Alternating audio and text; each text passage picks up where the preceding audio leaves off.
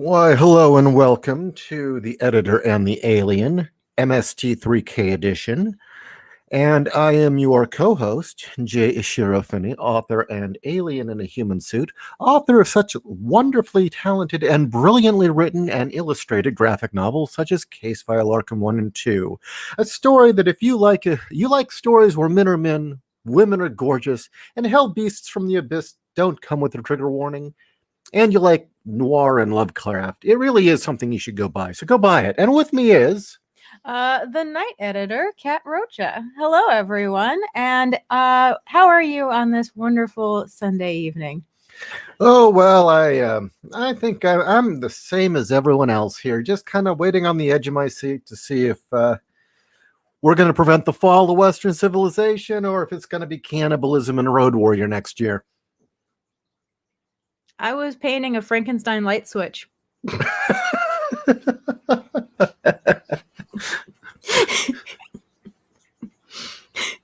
kind of relates, I guess.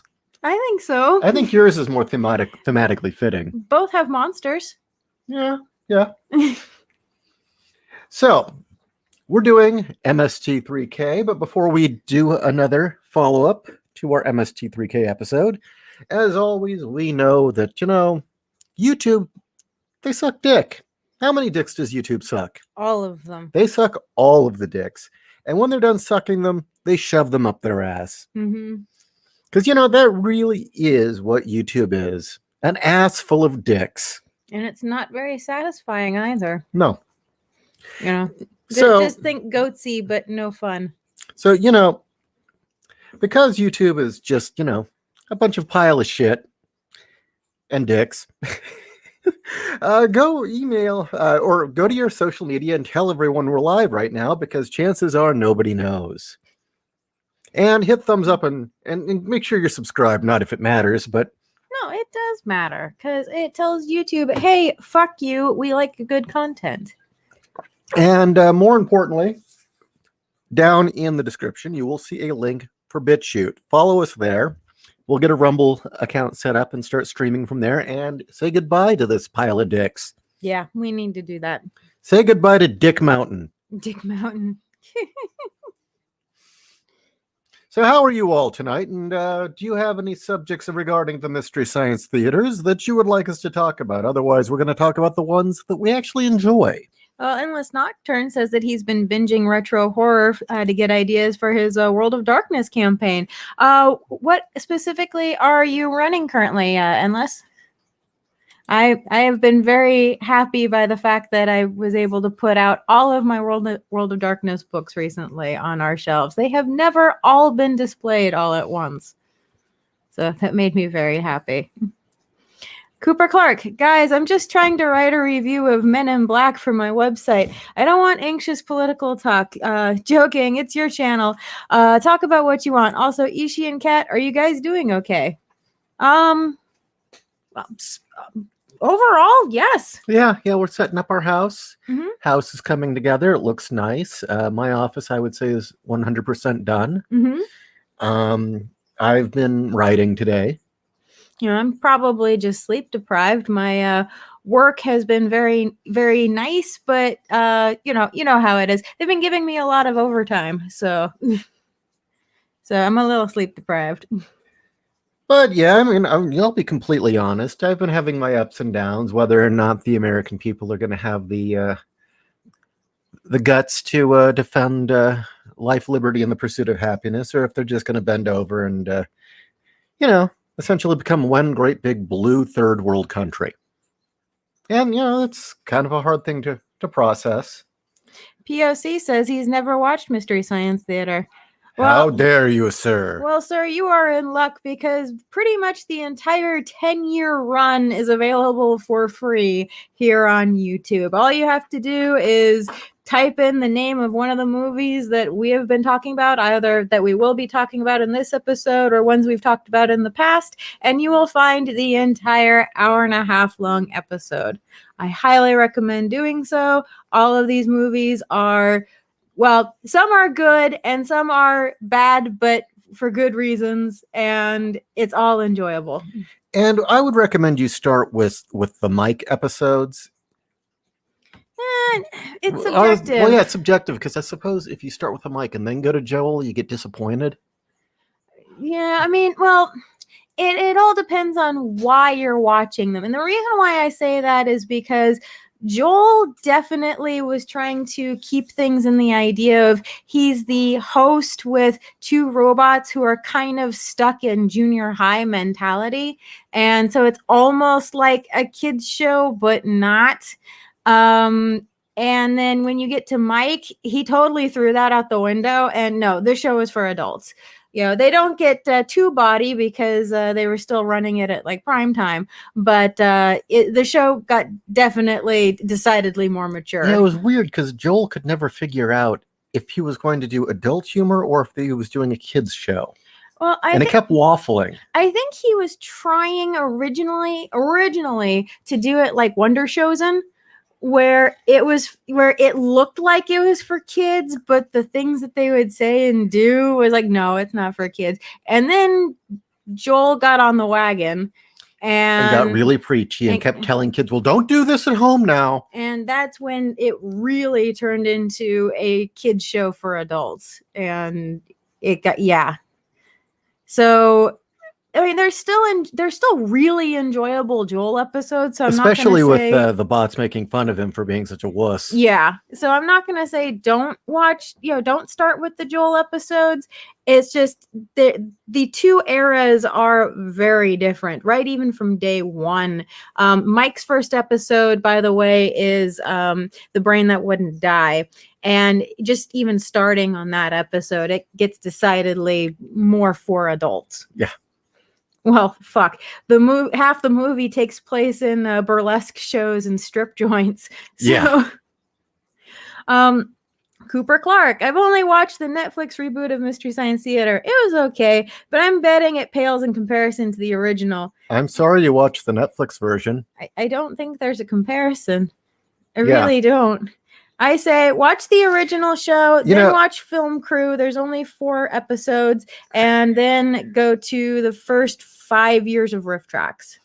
I mean, I suppose you could compare it to like the Netflix version, the reboot would be like getting a toy Ferrari, whereas before you could have gotten a real Ferrari. Yeah. Or like one is like the Power Wheels version that you get at Toys R Us. Yeah. It's definitely safe. All right, so shall we talk about the episodes we like? Yes, we shall. So, what episode shall we start with? Is there a particular episode that our audience would like us to talk about, or do you have one in mind? Well, let's talk about the one we both agree actually is a good movie. Oh, Tormented. Yeah. This film we thought was so good we purchased it without the commentary, and it is now part of our film noir collection because it is a film noir. Yeah. And very well shot. The cinematography around the character Vi is very nice. Oh yeah, Vi is quite the femme fatale. And would you like to tell the audience what actor is in this film, or shall I? Oh, Elton Tyrell from Blade Runner. Yes. As a kind of a beatnik hood. Yeah, as a beatnik hood who's trying to put the shakedown on our main character.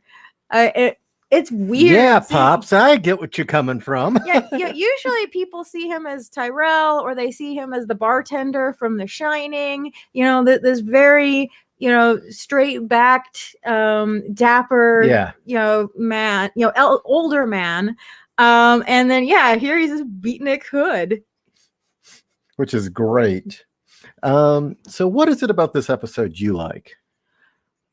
What I really like about the episode is the way the MST cut is, and it's not that far off from the full movie, but just the way that they cut it for time, it really plays up the fact that the main character is haunted by the ghost of this girl who within the first 5 minutes of the film drops to her death at the top of a lighthouse. He didn't kill her. he didn't push her. He didn't actively participate in her death, but he also didn't try to stop it either. No, he saw convenience. Yeah, he saw convenience and took the opportunity. And in the MST cut, they really play up the haunted element, where in the uncut version, is it that he's haunted, or is it that it's his own guilt that's plaguing him? And it really falls into that film noir spirit of, your guilt and your sins never leave you. And you see this, it's like it's a real shame Burt I. Gordon was stuck doing all these really bad giant monster films. Yeah, that's the other thing. It's a Burt I. Gordon film. It's like, damn, this guy actually could do some good stuff. Well, he funded this one. Well, it was very obvious that this was his passion. This was his baby. Doing things like, was it Island of Giants, where the teenagers, get big. Supposedly based on an H.G. Wells story. Yeah, based on. Yeah. William, one of my favorite moments was the restaurant scene in The Legend of Boggy Creek 2, where one of the robots screams out, "I married her and I caused the whole family to laugh hard." Boggy's an interesting one. I mean, actually, that isn't a terrible film. It just isn't an amazing film either. Well, William B. Pierce, though, is a bit of kind of what a auteur for Texarkana. Yeah, he is. He is a bit of an auteur, and it's very obvious that he has a love for doing these films, for both the first film and the second film. Okay, for those of you who are not familiar with The Legend of Boggy Creek 2, first off, the legend is a Bigfoot type creature that lives in the Ozarks, who's actually called the Falk monster, but they changed him to Boggy because, well, they didn't want people to. The Fuck monster. It was the 70s. It was the 70s. And the first film is just, is that the one that has the kid from Little House on the Prairie? I don't know. I've never seen it. You haven't seen it? Oh, okay. Cinema Snog covered it. I think it's that one. I very much so could be wrong, but it's basically just telling, showing stories of people running into the monster, and is it real, is it not? And then there are 2 Legend of Boggy Creek 2 movies. The second one, or the first one that was made, co-stars Dawn. I can't remember what her last name is, but we all know her as Mary Ann from Gilligan's Island. And wasn't she also in the murder film he did? He wasn't part of. Oh, yeah, she's not in his film. That the studios decided that they were going to capitalize on the popularity of Bigfoot and Boggy, so they were going to do their own Boggy Creek monster film where the monster actually was attacking people, which B. Pierce had nothing to do with. And then later in the 80s, B. Pierce made his Legend of Boggy Creek 2, which Mystery Science Theater did. So, and kind of an interesting fun fact about William B. Pierce. I'm double checking to make sure I get this correct here. Okay. But and that's the other thing is both Boggy Creek films that he did, they're not bad. They're actually very well shot. The pacing is pretty decent, and he did something interesting, which is he interviewed and talked to locals. And so, like, most of the cast is all people who actually did live in that area, and their stories of Boggy really are their stories. So it's an interesting way of doing one of these, Sasquatch movies. It's just the writing isn't the best. But as a fun fact, Donald B. Pierce wrote Sudden Impact, I believe was at the third Dirty Harry film. Oh, did he? Yeah. Oh, wow. Yeah, he wrote that script. Kind of a weird connection, isn't it? Yeah. And trying to see if he did anything else worth mentioning. Most of the stuff he's known for is the Town That Dreaded Sundown, which was kind of a slasher film, but based on an actual event in Texarkana. And he really liked doing these docudramas where he'd take a real event and he'd go to the place where that happened, and then he'd make a dramatic film about that event. But anyway, let's see if we got any comments on that. Owen, I remember watching that giant teenager movie on the Turner Classic Movies. It was weird. Yeah. Yeah, it was weird. Don Wells, thank you, POC. But a film that I wouldn't necessarily say is good, but they're very enjoyable. It's another serial, so to speak, or in the tradition of. Let's see if I can find it. And that is, oh, damn it, didn't load. Okay, well, I'll put up this. Oh. Manhunt in Space and Crash of the Moons, which is Rocky Jones' Space Patrol, I believe.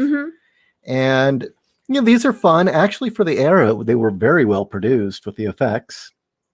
It was kind of a Buck Rogers kind of thing. Buck Rogers, Crash Corrigan. Yeah. It was a weekly TV series. Again, like I said, for a TV series, the quality is rather high for the era.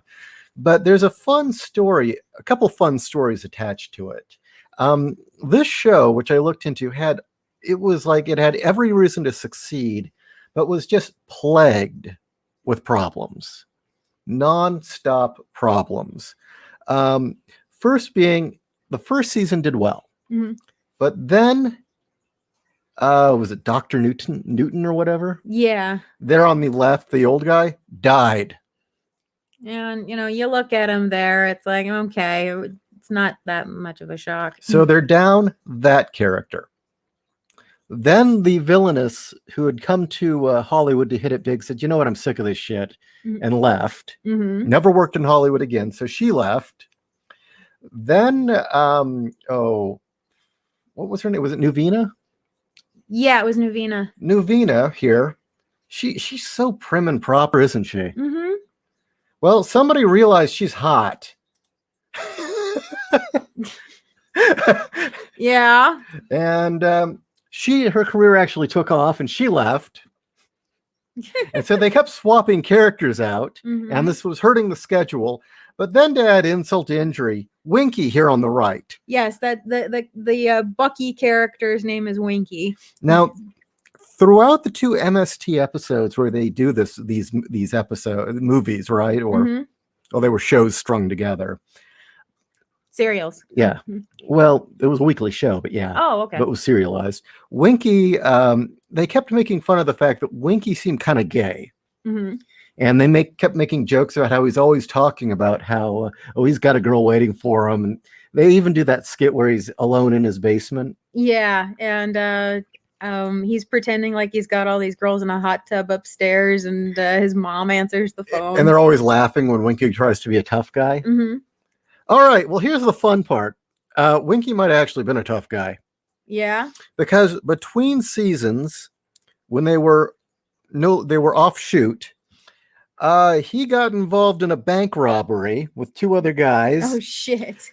Which then turned into a massive shootout and a car chase that went from Hollywood, California, almost to Vegas, with gunfire going back and forth, where the car finally... That's 500 miles at least. Yeah, where the car finally ran out of gas and cops shot the car up full of bullets and Winky died. Oh, shit. Wow. And that kind of hurt the scheduling too, because now Winky was no longer in the story, but they had scripts. Yeah. Oops. Yeah, the show was just plagued with problems. Oops. So fun little backstory there. And I believe Nuvina ended up on the Andy Griffith show eventually. Did she? Yeah. She Wow. could. She was very versatile. She could go from really sexy to Really wholesome. incredibly wholesome, and she Kind had of a like Ella Raines. yeah, and she had a talent for making those kind of disappear. And I'm not sure how she did that, but Binding. binding Either because that or she stuffed. that's not stuffing, and she did nudes. So anyway, I'm going to say binding. binding. Well, you can tell because are they disappeared, but she's wearing something that's low cut, then she stuffs. Okay, Do they disappear, but she's wearing something that covers her entire chest? It's binding. Okay, it's binding. So yeah, very, very strange but interesting bit of Hollywood history there about Rocky Jones. William, holy cow, Winky was a badass. Yeah. Yeah, apparently he'd have mob dealings. I hear that and I immediately think that that's quite a juxtaposition with Paul Anka from Girls Town. But he kind of played himself in that. Yeah, he did. And Paul Anka really is like this incredibly nice guy. But he also had mob dealings, but it's more he was taking their money rather than robbing banks for them. Girls Town is not a good movie, but it's an enjoyable film. There is everything to like about it. It's not a good film. On paper, it's not a good film. No, but it has everything to like about it. You have nuns with brass knuckles getting into fights with mobsters. And a sap. I think she had a sap as well. You have Paul Anka playing himself. Yes. As the hero. You've got for Mimi Van Doren in it, who's just having her in the film is just the special. Watch it for Mimi Van Doren. Yeah, it's like anytime she stands up, it's like wow. Then the B plot involves this psycho stalker chick. Oh, and Mel Torme is the bad guy. Yeah, Mel Torme is the bad guy. I mean, again, it's for those who don't know, who haven't seen Girls Town. The plot of Girls Town is a reform school. Yeah, it's a reform school. It's Girls Town is a school ran by nuns where girls can go instead of going to juvenile hall when they fuck up, so that they kind of get a second chance. And you have this whole plot where Mimi Van Doren is involved in a possible murder case, and Mel Torme it's a mistaken identity thing, and Mel Torme is trying to actually he's trying to get her sister to come with him to be sold into white slavery. It's like, holy fuck. And Paul Anka, who's a crooner at the time. Paul Anka also wrote songs for Frank Sinatra. He wrote My Way, believe it or not. Yes, he did. But when he wrote it, he said, "This is your song, Frank. No one else should ever perform this. This is your song, even though I wrote it." Yeah. Yeah. He wrote it for him. And what film is it that what war film is it that Paul Anka's in? The Longest Day. Thank you. And yeah, he's great in that. Yeah, playing a totally different character.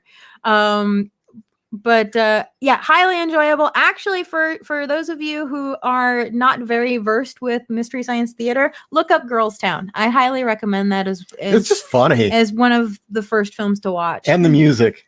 Oh yeah, the music's great. And again, the psycho stalker subplot is hysterical. That's hilarious. Was it Serafina? Yeah, Serafina. Sister, I didn't write that letter to Serafina. I mean, to Serafina with a million kisses. I can get in a lot of trouble for that. Yeah. Oh, we know you didn't write it. Sarah's kind of, Yeah, she just needs a lot of love. Well, she just needs some love. It's like, holy fuck. But yeah, she plays stalker. Yeah. What's great is the bots doing her inner monologue. I should name me. Yeah, what would my married name be? Serafina Anka? No, Paula Anka.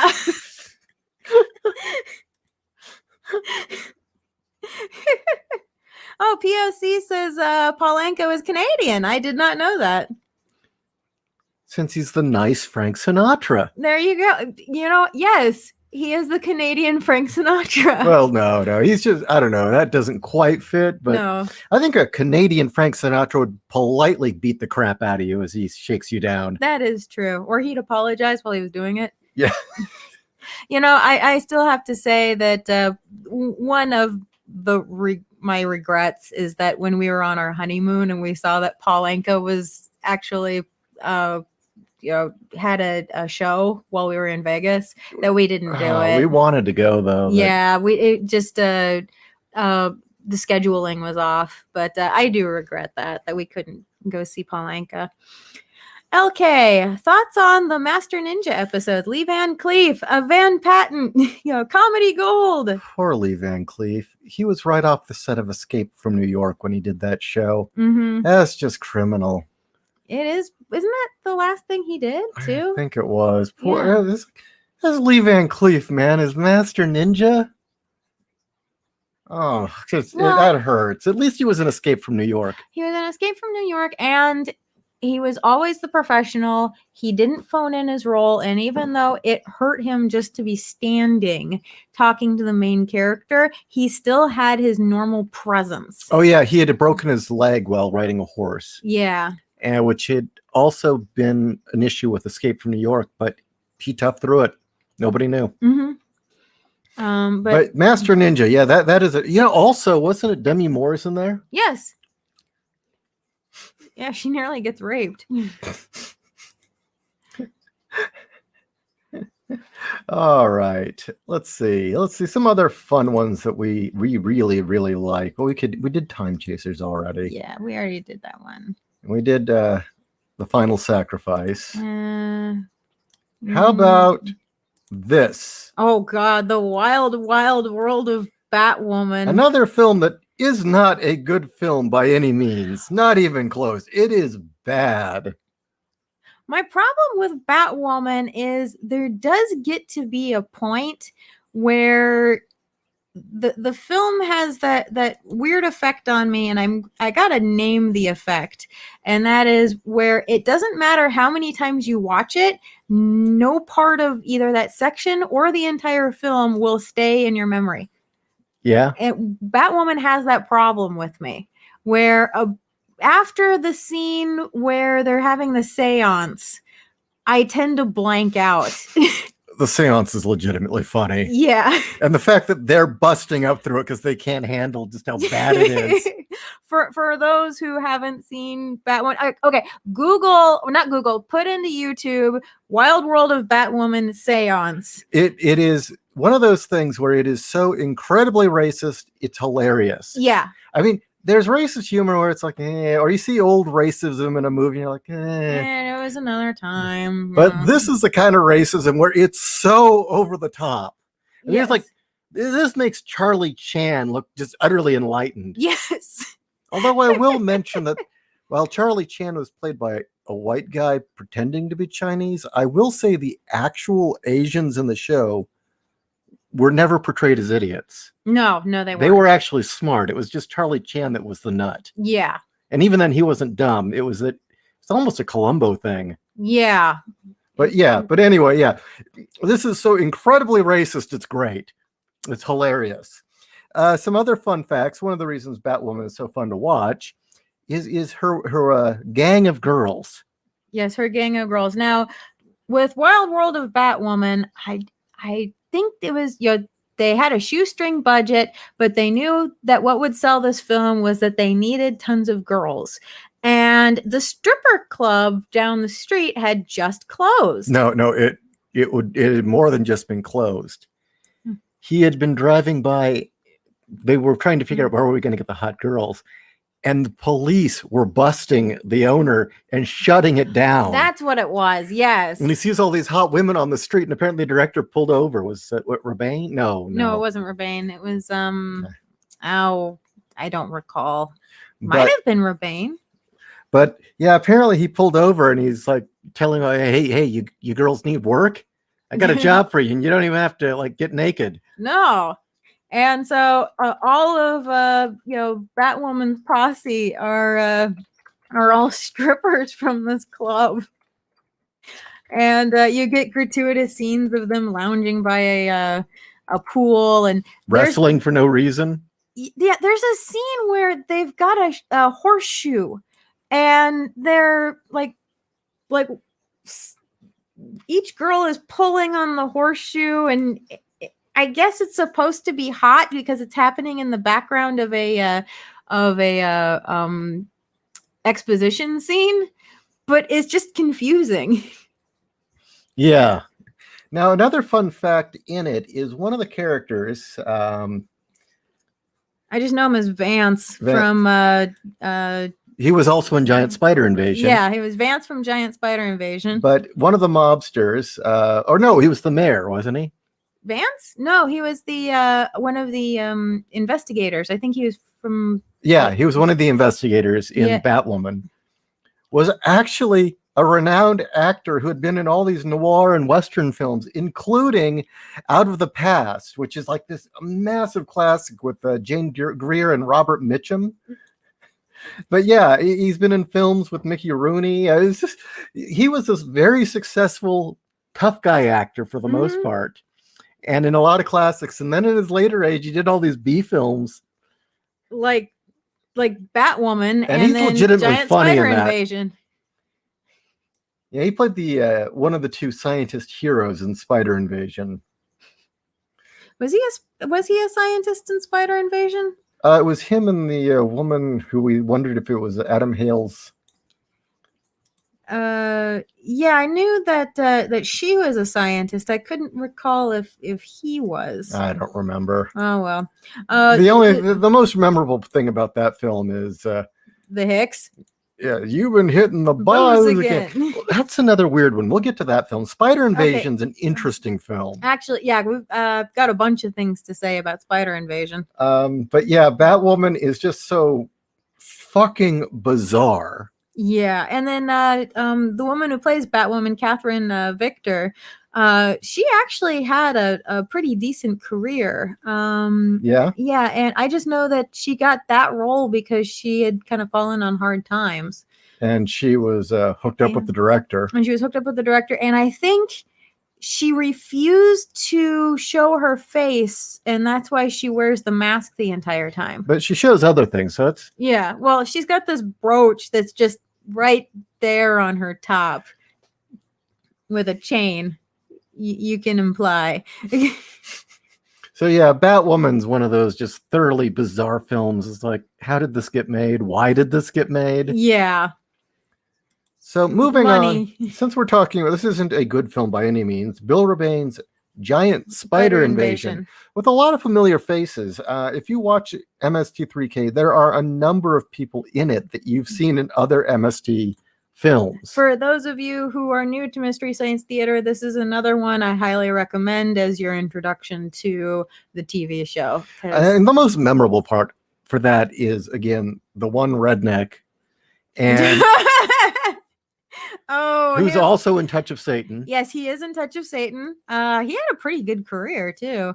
It's Robert Easton. Yeah, Robert Easton walking around in his long underwear, getting drunk on moonshine. In a stained back brace is just he's not a pretty person to see. And interestingly enough, his wife in that movie was where is it? Evelyn, I think is her, or Ev. Ev is Leslie Parrish. No, nobody, doesn't ring a bell. No, most people wouldn't know her, she was in the episode she was in an episode of the original Star Trek. Which one? Let's get the name of the episode. I don't want to. She was in Man from U.N.C.L.E. as well. I mean, she did a ton of TV roles. In the Batman TV show. She was also Glacia Glaze, who is Mr. Freeze's girl, right? Yeah. That is his henchwoman. Yeah. But where is it? We're looking at IMDb right now. Yeah. Who Mourns for Adonis? She played the woman that Adonis becomes obsessed with. Yeah. And what's interesting is that she was in Playboy. She apparently did a bunch of other things. And she married the author of Jonathan Livingston Seagull. Really? Yes. Oh, wow. It's just like weird connections, right? Other things about Giant Spider Invasion, as I had mentioned, is The Volkswagen. Yes, the Talk Volkswagen. about the Volkswagen. Well, That almost killed somebody. Oh wait, no, it's the house collapsing nearly killed somebody. Well, okay, what it was they. Oh, and Skipper's in it. Yes, Alan Hale Jr. is in it. He plays the sheriff. He played a lot of sheriffs in films from that era, like he did in The Crawling Hand. No, they made the title character, the giant spider, out of a Volkswagen Bug, and from a distance, it looks good. I mean, quite frankly, even though they had like no budget, from a distance, the thing, crawling around looks really good. It's just when you get it close up, it kind of weakens. But here's the thing. This is why films need to be made by filmmakers, because they only had the one spider. They didn't have like a prop spider or just spider legs or other things like that. And there's a scene where this giant spider is supposed to be tearing down a house. They hadn't actually intended it to do so. So while it looks good. Yeah, so it does look good. This spider, this Volkswagen-sized spider on top of a house with the legs coming down through the roof does actually look really good, but it collapsed the house with part of the cast inside, and it nearly killed somebody. Yeah. In fact, I think the scene where you see an arm sticking out of the rubble, that's not just a stunt person or just somebody who's laying in the rubble. I think that actually is from when the house collapsed and they decided to use the footage because, well, they had it. You know that Bill Rebane, the director of that film, did Monster Go-Go? Only that was... Monster Go-Go? Was his first film. Really? Yeah. You don't say. Yeah. Monster Go-Go is another Mystery Science Theater film. I do not recommend that as your first introduction to the show.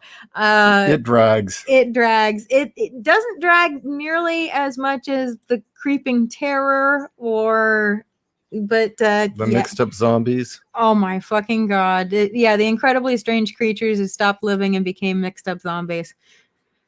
Oh, okay, if you wanted an inept burlesque show, okay, just watch the burlesque show from that film. That's the only part that's really like worthwhile. Oh, and any scenes with Ortega.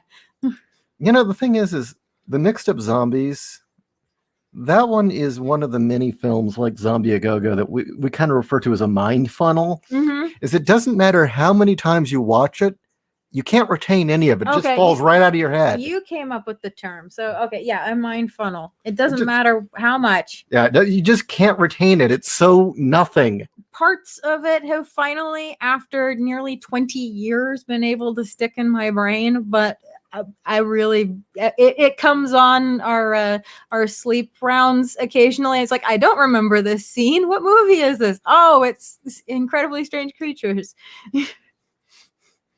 But yeah. So let's see. Have we got any other comments here? Thoughts on 007? Right. Warzard better than the CW Batwoman. That's very true. Better looking too. Yeah. Better costuming, better acting, better background women. Better story. Yeah. The atomic hearing aid.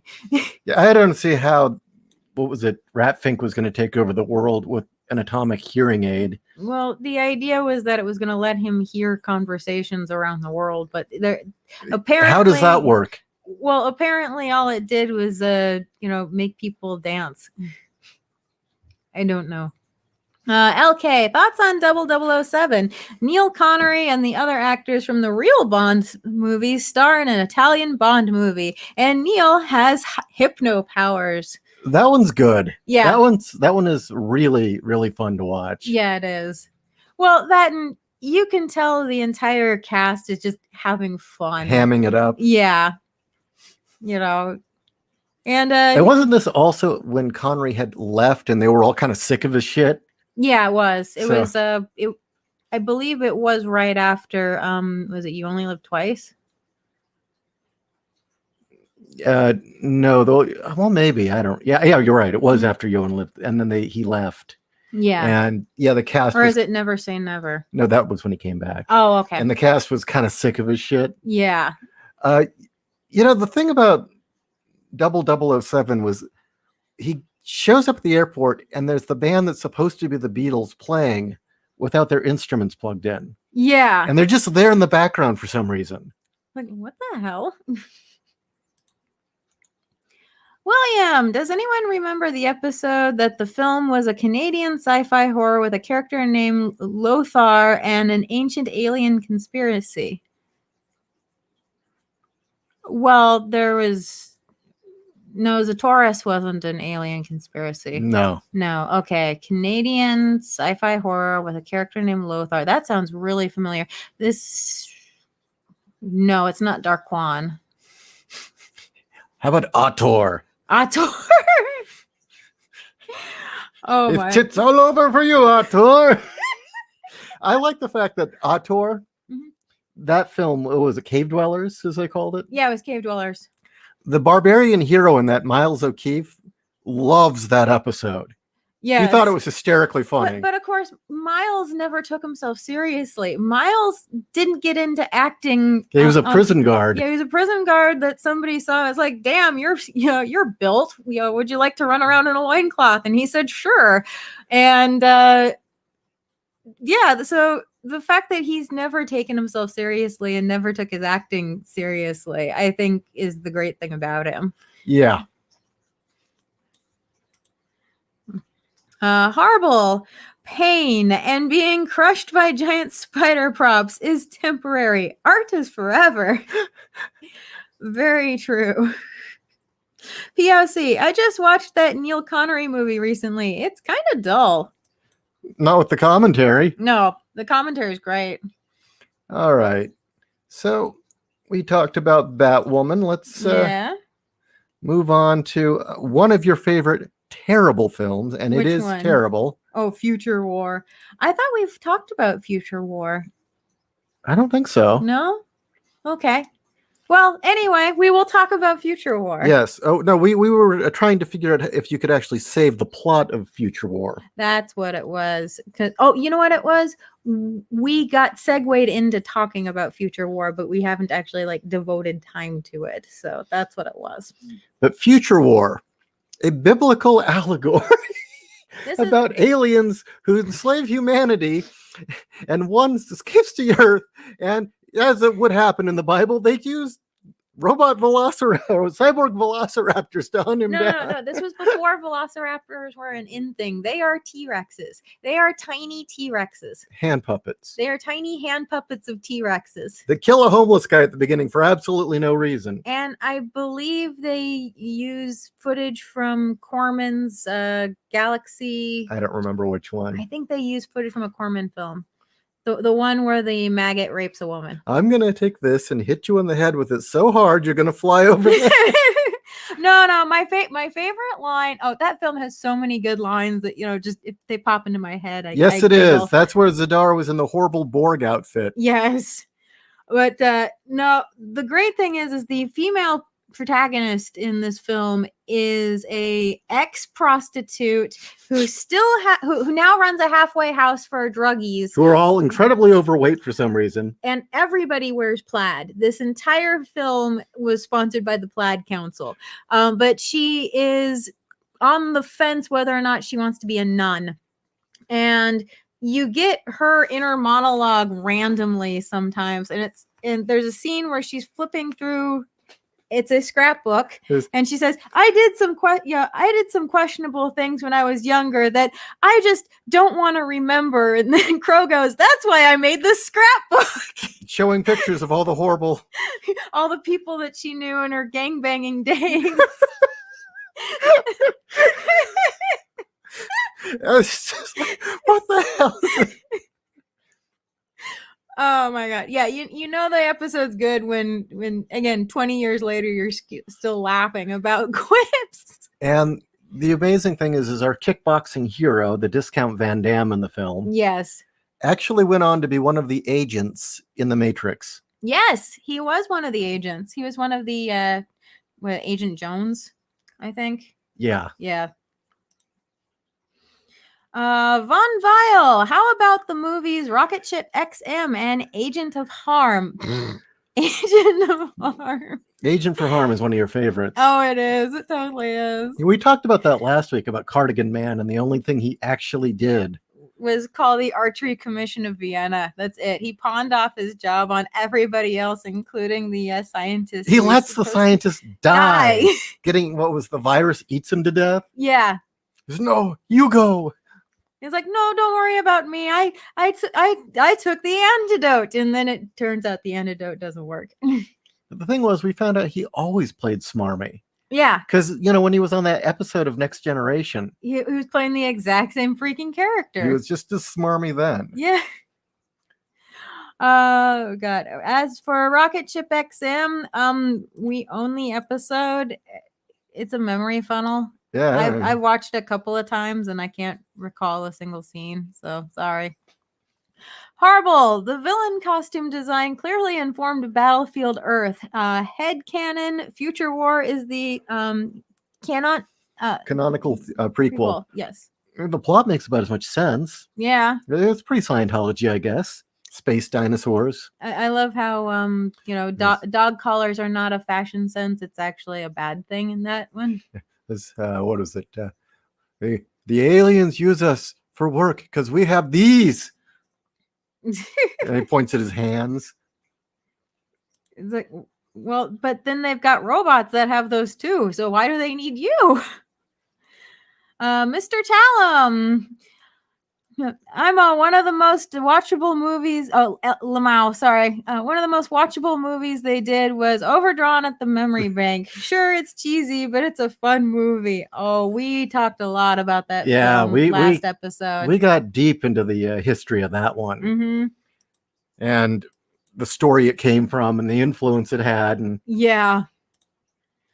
Oh, and some people have strange ways of coping. Well, yeah, you know, sometimes you just have to send giant dinosaurs out to kill off your runaway slaves. I mean, I don't see what's so controversial about that.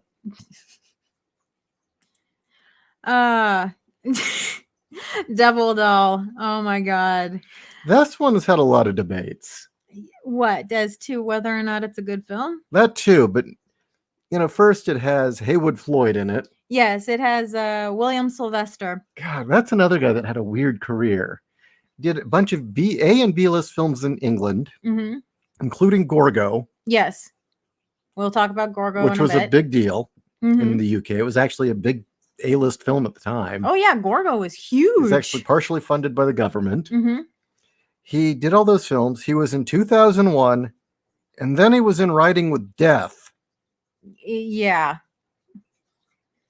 Which, for those of you who don't know, Riding with Death is a film starring Ben Murphy, which was as an invisible trucker. Well, it was originally the pilot for the show, the Gemini Man. The Gemini Man, where he's it's loosely based on H.G. Wells's The Invisible Man. As in, it wasn't. As in, it featured a man who can go invisible. Right. And he's a spy for. Was it a government? Was it the government, or was it yeah? It was Intersect, a private company? It was kind of like a paragovernmental organization akin to similar to like Flag in Knight Rider, the Foundation for Law and Government. Yeah. But, they made this pilot and a Gemini Man was never picked up. And then several years later, they decided to do... it did get one season and it bombed. Oh, is that what it was? And this was the vision of Harve Bennett. Okay. Who tried and tried and tried as a producer to get something off the ground. And then he finally did, and he hated it because it wasn't his property. And that was Star Trek: The Next Generation. Harve Bennett had constantly tried to get a show off the ground, and his only success was producer on Star Trek: Next Generation, and he resented the show for it. Because nobody liked his Gemini Man idea or any of the other ones. So he made a made-for-TV movie, which was spliced together 2 episodes of Gemini Man that really had nothing to do with each other. They just used ADR to Like, and they were horribly inconsistent. yes, they were. But anyway, getting back to Devil Doll. One of the big debates we have about Devil Doll is the part in which, what was his name? Varelli? Varelli. There's a part where he's talking to his assistant, who is, an attractive woman who's obviously aging out of being attractive. She can no longer be the onstage assistant, and she's growing aware of it. And they're bickering in the backstage. And at one point, Varelli's mustache falls off. Yes. And we're not sure if that was intended or not. Yeah, that was the weird thing. Well, the scene is he's sitting at his makeup table getting ready for a show. He's supposed to be a magician, ventriloquist, hypnotist, and he's getting ready for the next show, and he's sitting at his makeup table, and the camera is where his mirror is supposed to be. So his face is right in the audience's face, and she's standing in the background. It's actually very well blocked. If you're doing if you're a person who wants to make movies, or you're doing comic books, it's actually a very good shot to look at. But the problem is that as he's getting ready, it's actually his beard, the side of his beard falls off, and he immediately catches it and glues it back on and just continues to do the scene while he's gluing his beard back on. And it's really hard to tell, was that supposed to happen?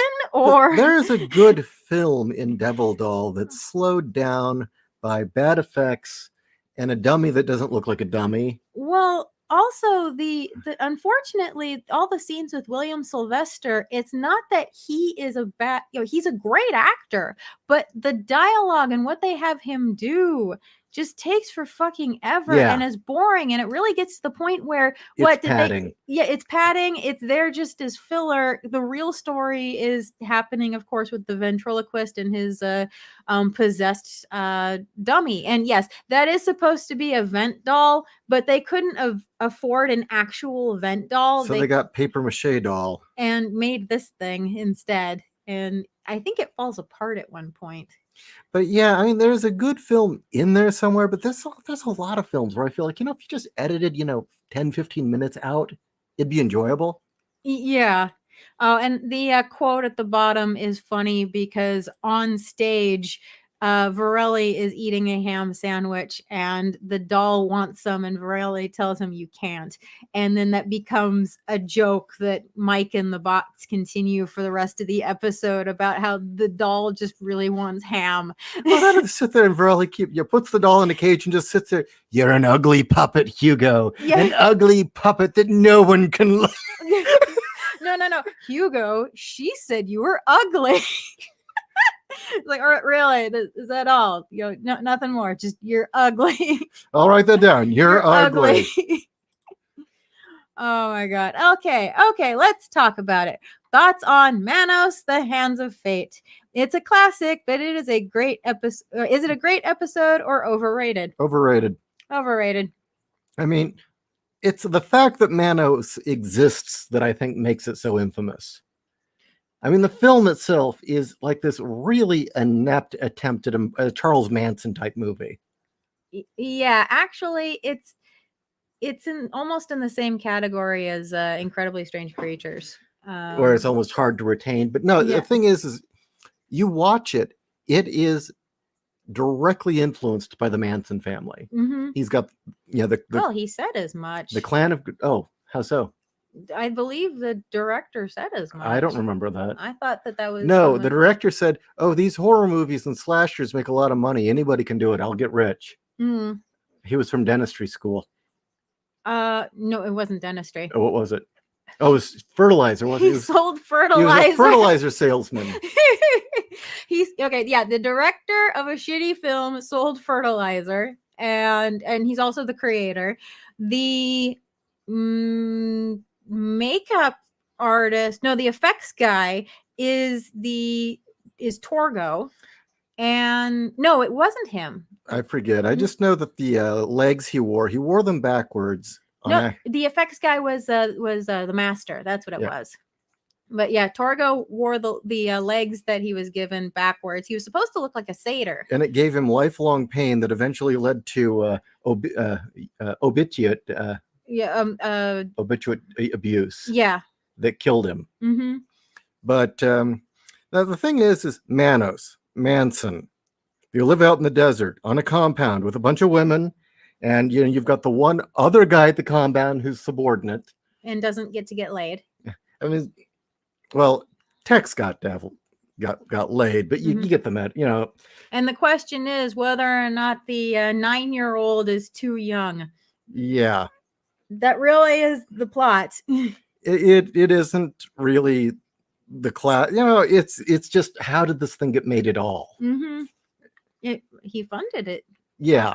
It was him and his friends. And I just know that when they first aired, when they rented out a theater to show it, nobody from the cast stayed for the full film. No, they all left. Yeah. Fairly quickly. Embarrassed. Yes. Okay. But Torgo's hilarious. JEC, Devil Doll reminds me of a British Herschel Gordon Lewis movie. Now, it's a shame they never did a Herschel Gordon Lewis film. Yeah. That would have been perfect. Mr. Tallum, it is the best movie made by a fertilizer salesman on a bet. Was it on a bet? Maybe. Yeah, and the other guy, I forget who, was successful. Went on to make popular films. Well, I know The Master went on to do things. Oh, did he? Yeah. Always behind the camera, but I'm fairly certain he went on to have a pretty decent career. All right. I accuse my parents. Do you want to just go into the deconstruction of the logic of this film? Well, first off, I will say we did a watch-along episode where, because this is public domain. We watched the female version of this. Oh, you're right. I'm sorry. I'm tired. He is absolutely correct. So ignore what I just said. I accuse my parents. Well, this is another one of those delinquency can happen if your kid doesn't get a good upbringing and has parents that give a shit about them type of stories. Yeah. The thing is that he is such a spoiled little brat, and it just things just fall into his lap constantly. Yeah, he just happens to get the hottest nightclub singer in town. He just when he decides to run away and go on the lam after. I got to admit, I admit watching the nightclub singer do her routine. Oh, she's cute. Yeah, Kitty's cute. But when he goes on the lam, he just happens to find a nice restaurant owner who just happens to not only give him a hamburger but a free room and board, and all he has to do is go to church, and it just happens to happen. And nothing. He does nothing on his own. No, people are constantly giving him things. People are constantly goes to a diner to hold it up, and the guy says, "I'll help you out. Give you a room to stay in, dinner, but you got to go to church with me." Yeah. That's it. Yeah. And then we could go fishing afterwards. I'll be right back. I'll be right back. Oh, okay. You're gonna go take care of things, huh? Yeah, it's hurting. So yeah, I accuse my parents. I actually the crime of I accuse my parents, really, it's not that this kid never at any point in the film takes control of his life.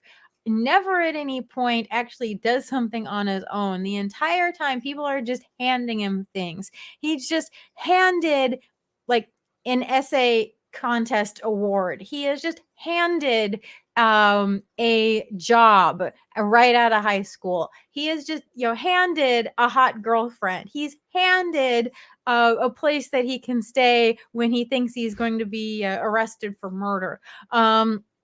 He doesn't do anything on his own. And then when he does like nut up and decide to go back and try to, square things, he doesn't, it's not even him that nuts up to square things. The old guy who's putting him up says, I can tell by how sad you look that you probably want to go back and square things, don't you? It's like, oh, how'd you know? It's like, well, I can tell. And don't worry, kid, I'll go with you. I mean, he never takes responsibility for his own fucking actions.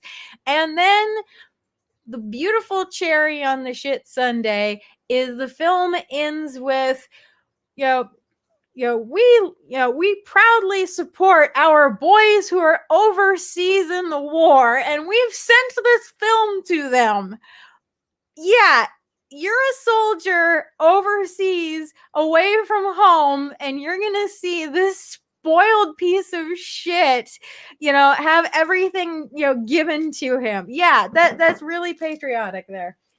Yeah, I think the only reason the boys overseas were watching was to watch Miss Kitty.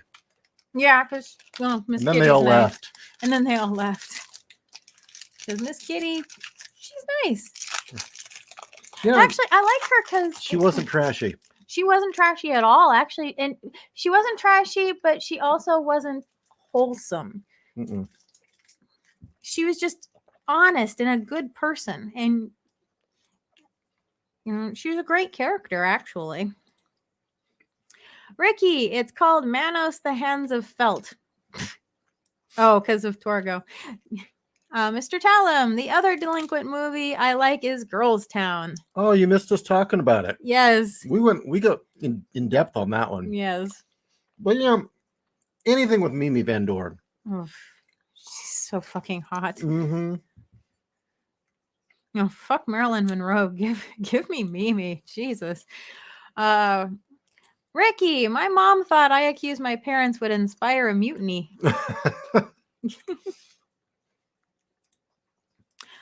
Terror from the Year 5000. Wow. That is an enjoyable one. Yes, it is. That is an enjoyable one. With Joyce Holden. Yeah, that's who's playing the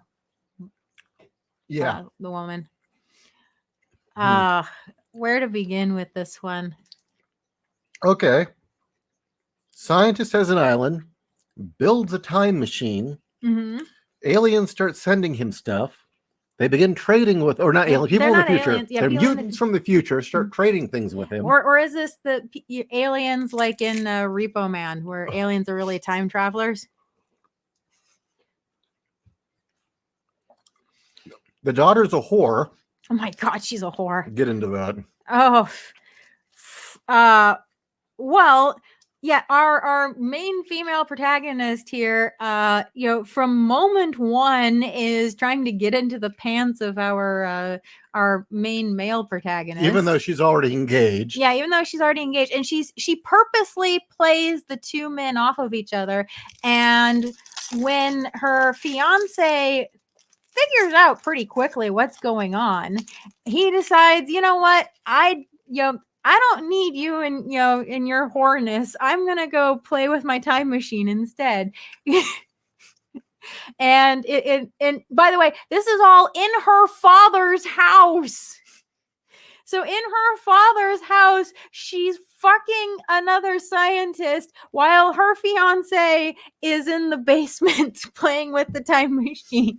And her father walks in on them, and instead of doing like the thing decent people would do, which is, oh shit, we've been caught. Maybe we should, go to our corners and just, call it a break. No, the fact that dad didn't kick them out of the house means that they should continue to fuck each other. Here we go. Oh, you want me to read the description? Professor Erling and his financial backer Victor build a prototype time machine to snatch objects from the past. Latest find, a statuette, radiometrically dated to 5200 AD, which is not how carbon dating works, but anyway. No. When this draws colleague Richard Hedges to the island lab, Erling reveals that 20th century objects put in the machine seems to be traded for analogs for analogous future objects by intelligent life. And on the sly, Victor's been trying to get a living visitor. Does the future need help, or is the present in danger? And the whole idea is that it's a nukes are bad message, that by the year 5000, one in every 5 people are a horrible, deformed mutant. And so what they're trying to do is send people back in time to change the future, sort of like Trunks with DBZ. With DBZ. And the future woman comes, and Victor, whose fiance has been cheating on him, decides he's got nothing left to live for. He's going to go into the future and try and help these people. And what does the cunt do? What does his cunt fiance do?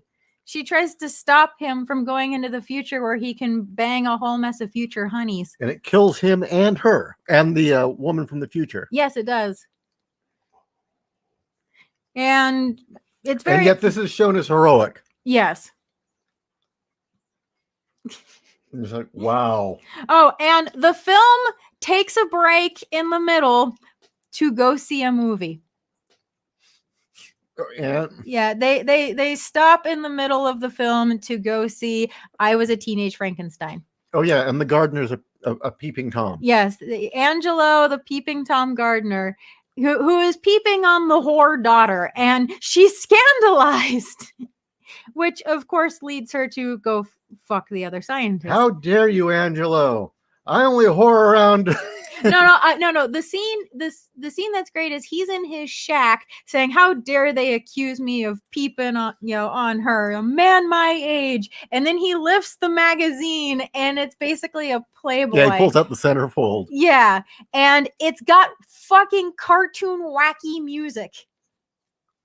In fact, the whole film has cartoon wacky music in it. It's a very confused film. Yeah, I mean, it's not as bad as the Atomic Brain, where they were using the music to tell you how you're supposed to feel at that time. That film drives me up the wall. I can't deal with that film because of the music. It's almost like a Peter and the Wolf, where each character has their own instrument. The old woman has an oboe. As you said. I can't deal with that one. The girls have a flute, a scared flute. Okay. The thing with the Hercules films is we like these films. They're not necessarily, they're hokey as all hell, but I think it's part of the attraction. Mm-hmm. Although this one does not have Steve Reeves. Oh yeah, that one has Big Alan Steele. The ones without Steve Reeves aren't nearly as good. Steve Reeves is eye candy. Steve Reeves is like the male Mimi Van Doren, quite frankly. The thing about Steve Reeves is, we were talking about this the other night, is that he really does play Hercules. Yes. The modern interpretations of Hercules where, like Kevin Sorbo was kind of like a surfer Superman. He was, he was wholesome and good and always had good messages to people, and he was, valiant. No. The original Hercules was heroic, but he was kind of a douchebag. He wasn't too bright. Thought with his dick and his fists too much, or his stomach.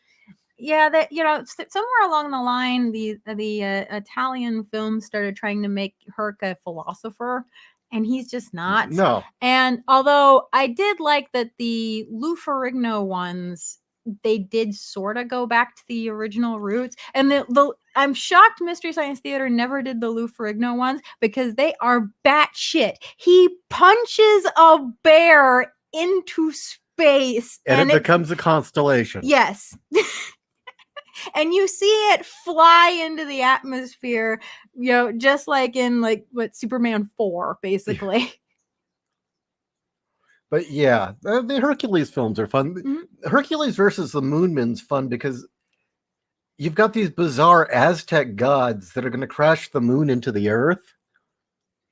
Are they crashing the moon into the earth? Or they're descending the moon down, aren't they? No. They want to resurrect their moon goddess, mm-hmm. whose body is on Earth, and they need the blood of one of their ancestors, which is actually in this one bloodline. And somehow it'll make the queen powerful or something. Well, it'll bring her back to life. No, the villainous woman.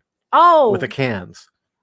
I thought she was in league with them, and She was. they were like gonna promise her shit if she Yeah. helped them. You know how it always goes. Chris P. I saw the Lou Ferrigno version of Hercules in the movie theater when I was a kid. Oh, cool. LK, did you see both of them or just the first one? I unironically love the Lou Ferrigno Hercules movies. They are so fun and great effects for an 80s Italian film. They are. And the voiceovers are hysterically funny. Yes. The Because, voiceover. because Lou, I don't know, I hate to say it, he has this perpetually confused look on his face. I kind of wonder if that's from the fact that he's deaf. Yeah, maybe. But he always has this vaguely confused look. But then the voice coming at him is like, why, yes, I will help you out now. Of course. Or when he's flipping Stop out. your villainous ways right now. Or how about when he like has his battle cry for Minos, where he's like yelling out to the king, this is my challenge because you killed my girlfriend. But it's just very anticlimactic. Yeah. It's more like he's saying, it's like, hey, you took my purse, not hey, you killed my girlfriend.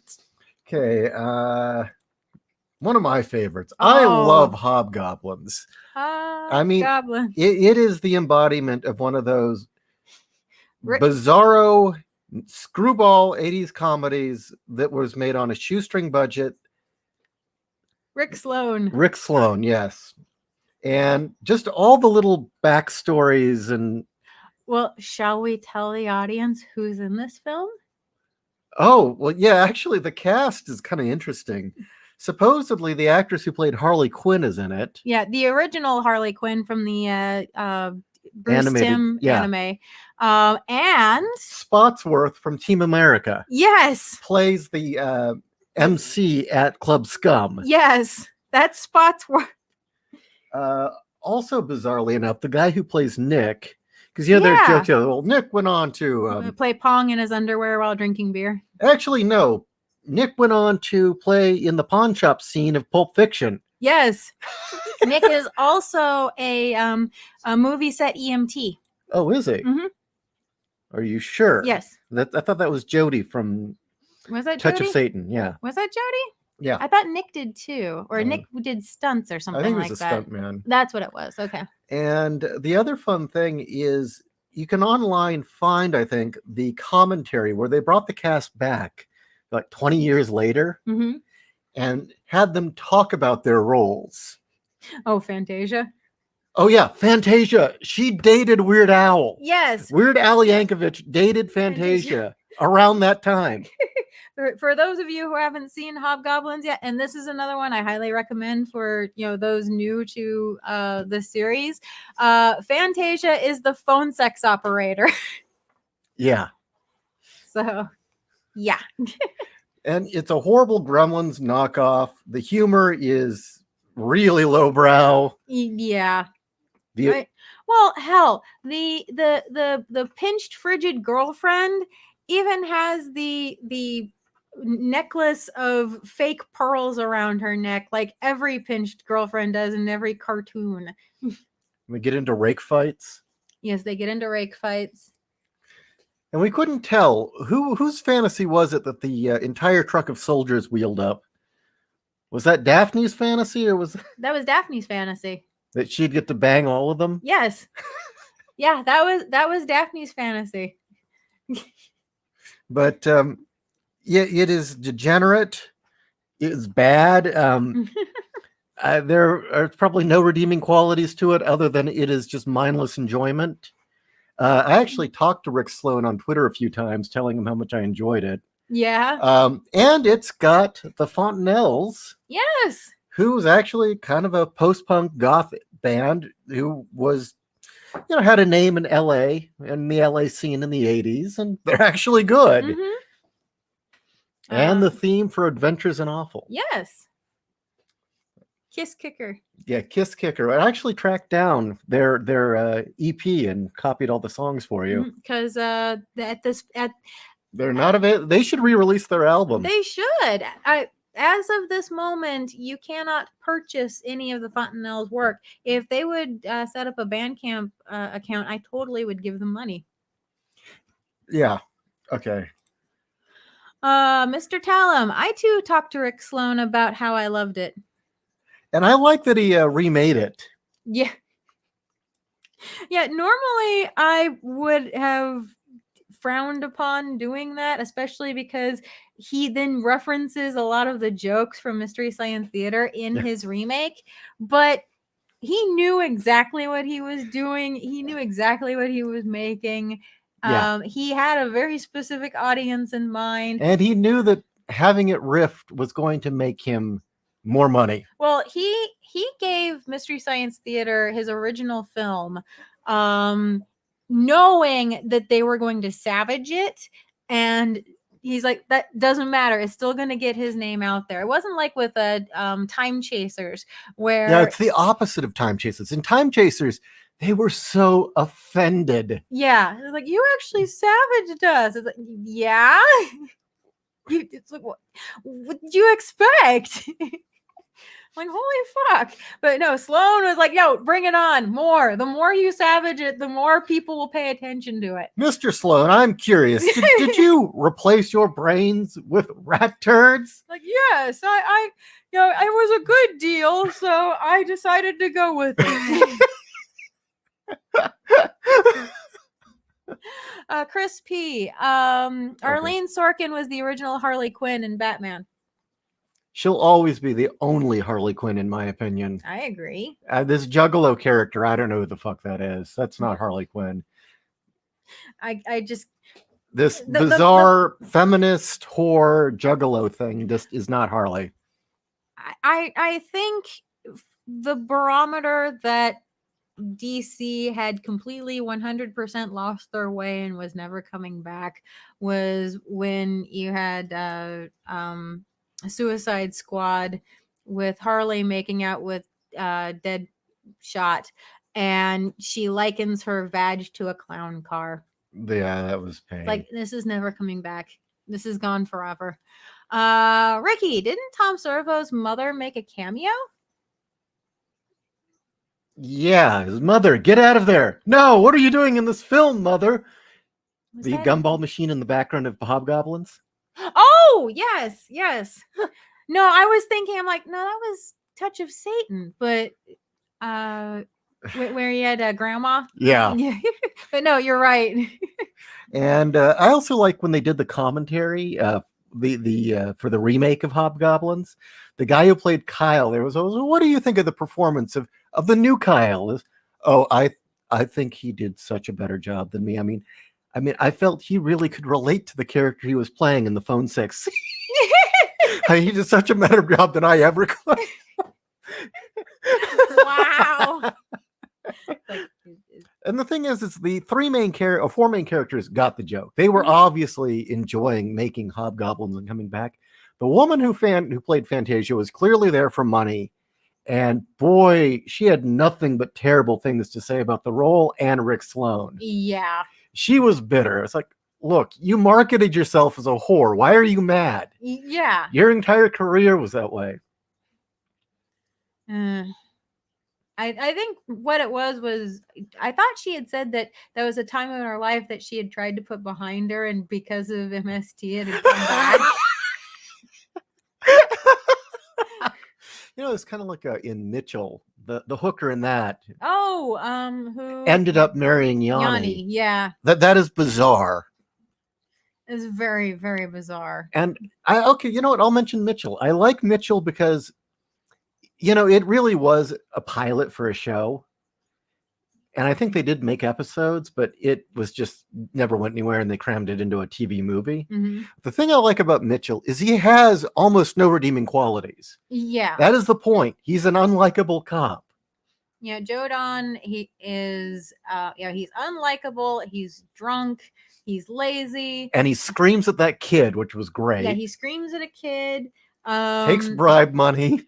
Yeah, he's a he's supposed to be the rough around the edges cop who has a heart of gold, even though he does shady things to get the bad guys. And it really doesn't come off that way. It just comes off as every 70s cop, but honest about it. He was like the anti-Dirty Harry. Yeah. Dirty Harry, he's slender, he's a badass. He's driven, got everything down. Mitchell's bumbling through it, drunk the whole time, taking bribes, sleeping with a hooker. Well, shoot, backstabbing people. A hooker shows up at his door. He knows that she's a hooker, and and yet he still lets her in, and he's still going to fuck her. And while he's getting her a drink, his gun falls out of his pants. Yes, what? Yeah, you were a Christmas gift. Yeah, you were. I didn't pay for you. Like, holy fuck. Yeah, and then as Mr. Talum said, I slept with her, then I arrested her. And that is exactly what happened, is he arrested her for being a prostitute. And the cop at the station who processes her was Deep Throat from the X-Files. Yes, it was Deep Throat. Kind of a weird... It's like, hey, wait a minute. You've watched way too much MST when you can start recognizing character actors and working actors from television in any era. Yeah. That's when you've watched too much MST.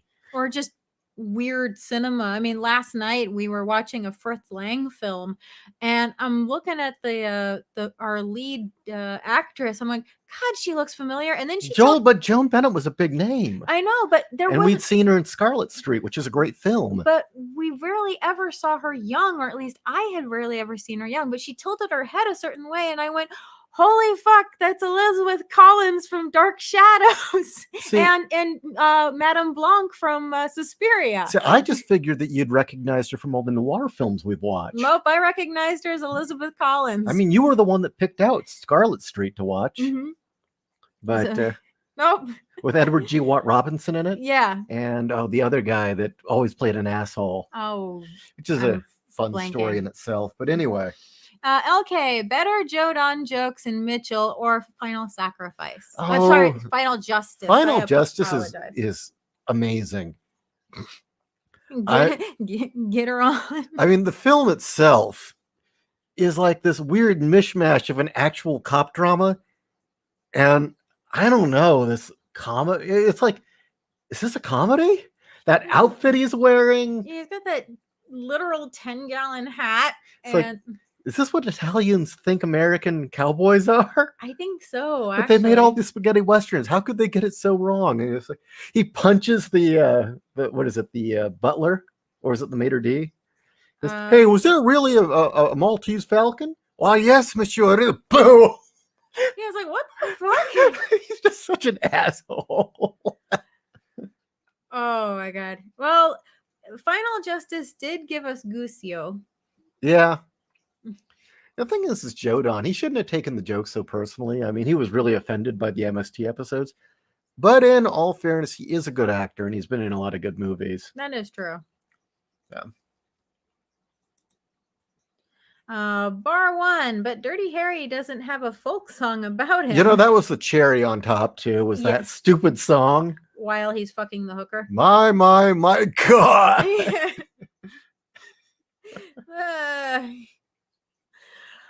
Chris P., our hero, ladies and gentlemen, right there. Mitchell is asleep in the back of a police car. Yep.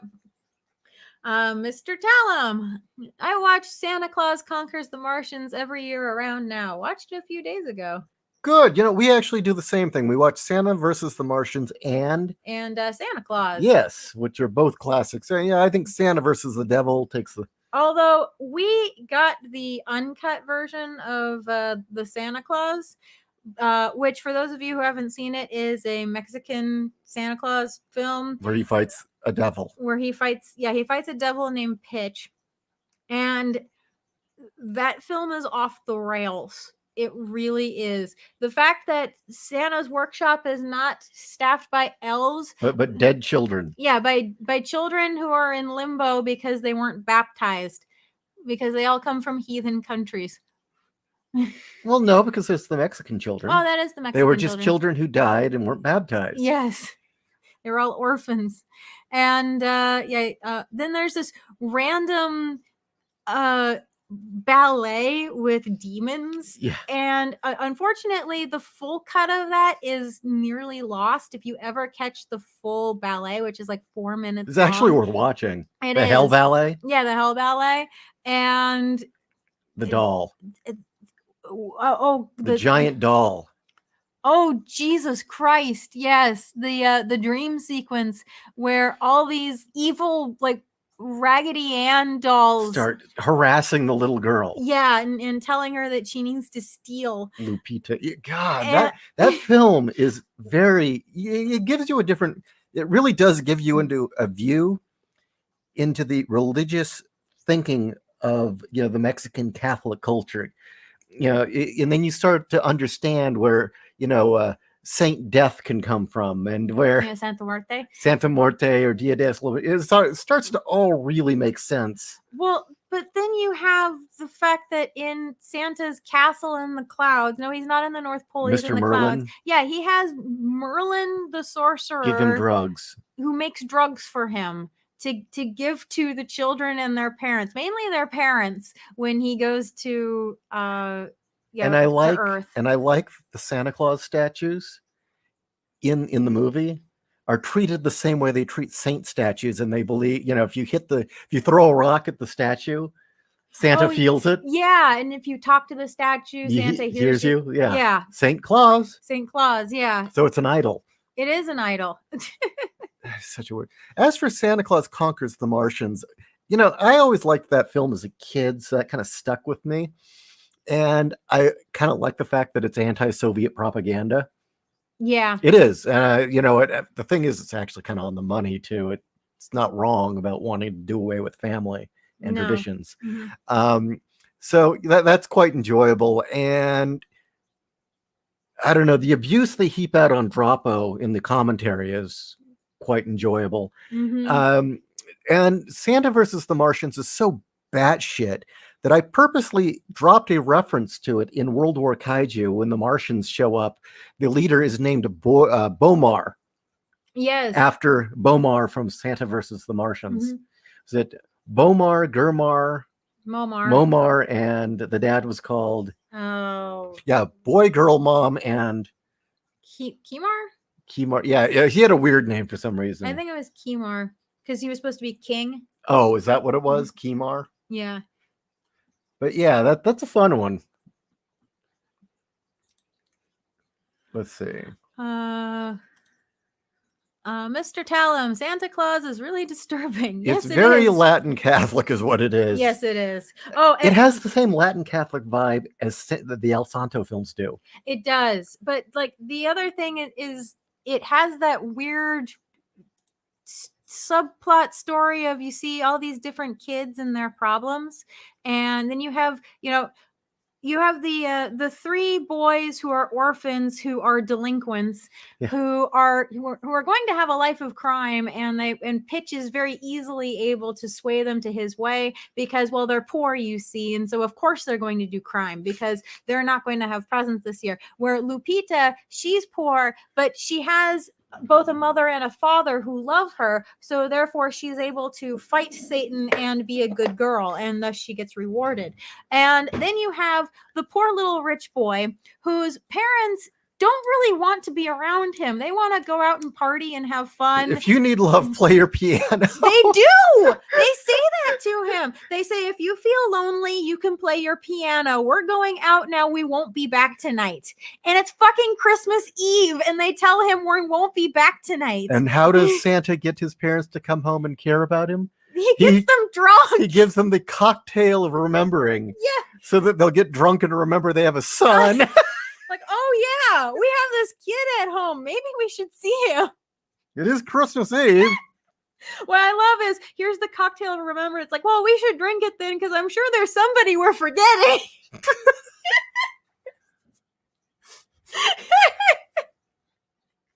Oh my god, yeah, that film's off the rails. Oh my god. Bar one, the Sloppy Seconds had a nice punk cover to that Hooray for Santa Claus song from the movie. I need to hear that. Oh my god. Hooray for Santa Claus. It's probably up there with the punk version of the Spider-Man theme Oh. from the 60s. Yeah. Somebody, a punk band, covered that. I just wish I could find the industrial band that did the Knight Rider cover. Oh. There were a couple. There was this thing called, it was TV Terror. And I used to have a copy. It got burnt up, but it was industrial bands covering TV theme songs. And there were a couple that were just great. Such as there was, I'm trying to, Nosferatu. It was some really well-known goth band did Scooby-Doo. Really? And played it as a serious goth song. And then another. Oh, I could see it. I mean, they did a song about aliens taking them to Saturn. And then there was another one where a serious goth band did a cover of the Gilligan's Islands theme that is just hilarious. That's great. Because it's kind of Sisters of Mercy-ish. Wow. Yeah. I wish I still had that. But it also had a band do the Knight Rider cover. Cool. All right. Oh, but actually the Dark Shadows cover was great. There's a Dark Shadows cover? Yeah, by Uneroid Psychosis. Why do I not have this? I thought I played it for you, but like I said, there was the fire and I lost a bunch of stuff. That's probably why I don't have it. Mm-hmm. If anybody has their old copy of TV Terror put out by Reconstruction Records back in the 90s, let me know. I really want a copy back. It's out of print. All right. Anything else you want to say? I'm kind of wearing down. We've been on for an hour and a half rambling about this stuff. And I need dinner. Do you guys really want to hear us talk more about MST again? I mean, you have no idea how long we could go on about this stuff. There's 10 years worth of crap. Plus, again, there's again film crew and riff tracks. So yeah, unfortunately, people don't know those as well, especially film crew, which I thought was the better of the two. Yeah, compared to riff tracks. All right, Mr.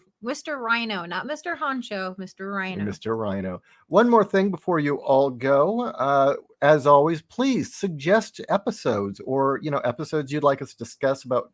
Yeah, if you want us to do more Mystery Science Theater, tell us which ones you want to talk about. If you want us to talk about a movie or some book you like, we can do that too. Especially if it's noir. But if it's older stuff, yes. Oh, definitely. wait, well, noir, sci-fi, cyberpunk especially. Mm-hmm. There's things we're very versed in. But as always, I've got this Godzilla and Gundams shirt currently available. I still believe it's on sale for $13. The link is in the description. Yeah, so go check it out. I mean, it is the Christmas season after all, and there is one where Godzilla is green. And please go down and click the link to BitChute and follow us on BitChute. Yes. Because rumor has it that YouTube's going to be purging everyone very soon. And we're already seeing things happen. Yeah. We're losing functionality on our channel right now. Things aren't working anymore. Mm. I copied everything the other night just to make sure. Because you're awesome. All right. And we will probably do a show around on Wednesday, as always. Oh, Mr. Tell wants us to talk about the MST movie. Oh, we can definitely do that. We'll do that in a week or two. Yeah. And even though this upcoming weekend is Christmas, I think we can come on and do something. Maybe. We'll see. But you know what? I'm going to encourage everyone to fuck the quarantine, the lockdown. Go see your family. Yeah, go see your family. I mean, I want you to think of it this way. One, the virus is not deadly. It's a load of shit. We're all being lied to. But look at it this way. Let's say it really is as dangerous as they claim. You're risking not seeing your family next year. If it's so deadly, any number of your family may be dead next year. My grandfather turned 99 and I went and saw him. Exactly. Don't let some stupid political agenda rob you of your family. Go see them. Go see your family. Be happy. And if you're really worried about grandma, wear the damn N95 mask.